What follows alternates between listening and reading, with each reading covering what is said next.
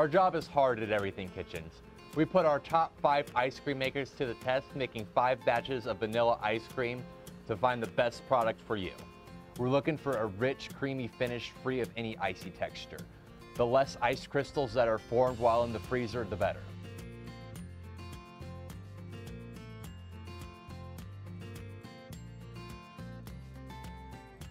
All right, first up we have the Cuisinart Ice 21. This is a freezer bowl model. This is a 1.5 quart container. You will have to freeze this before use. The Cuisinart took about 15 to 30 minutes per batch of ice cream that we made. A quick note, I was able to make 2 continuous batches of ice cream with 1 freeze of the bowl. The Cuisinart has the longest warranty out of all that we tested, ranking at 3 years. As far as price and performance go, the Cuisinart is a great middleman. As far as ice cream consistency goes, this one probably made the best, in my opinion. It made a very creamy, very dense ice cream with very, very low amount of ice crystals in it. This is a great model for people who frequently make ice cream at home. I would highly recommend it. It's dependable and reliable. Let's take a look at KitchenAid's ice cream bowl attachment. This is a freezer style bowl attachment. You will have to pre-freeze this before use. This ice cream bowl is a 2 quart capacity. Now KitchenAid offers 2 ice cream bowls. Make sure to choose the one that is compatible with your mixer. During our test, the freeze time for our ice cream was about 40 minutes. The ice cream it produced was fluffy and light. It did have some noticeable ice crystals, but it was still a delicious product. This would be a great choice if you already own a KitchenAid mixer. It's nice and compact. You don't have to store another appliance somewhere. You can make a lot more use out of your KitchenAid mixer you already own. Here we have the Nostalgia Electrics Ice Cream Maker. This is a motorized churn style ice cream maker. It does not require any pre-freezing, but it does require a box of ice cream salt and a couple bags of ice.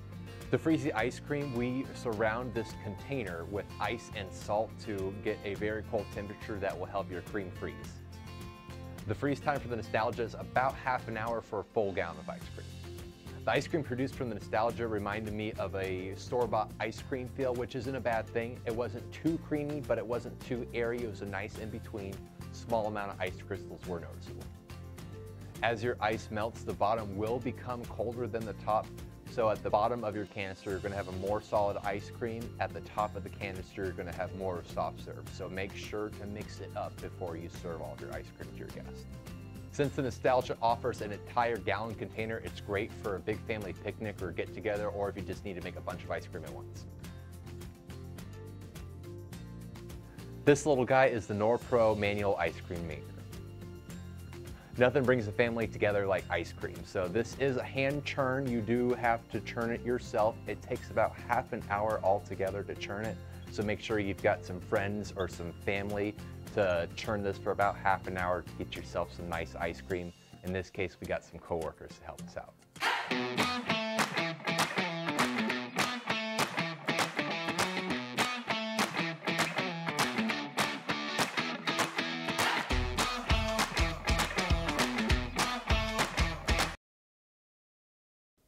From our test, it made some pretty good ice cream. It didn't have too many big ice crystals. Some were noticeable, but it was pretty dense and rich, so I have no complaints about it. This is our most advanced frozen dessert maker, the Breville Smart Scoop. This unit is computerized and is made from stainless steel house.